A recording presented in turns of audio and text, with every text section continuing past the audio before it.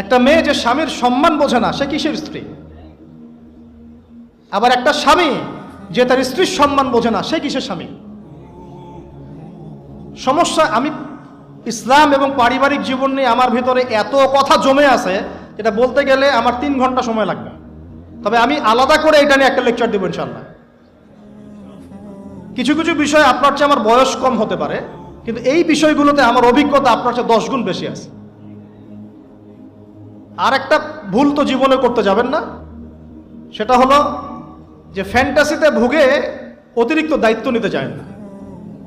ফ্যান্টাসিতে ভুগে অতিরিক্ত দায়িত্ব নিতে চায় না, তাহলে দিন থেকে আপনি বিচ্যুত হয়ে যেতে পারেন। স্ত্রী হবে কেমন? কোমল, নমনীয়,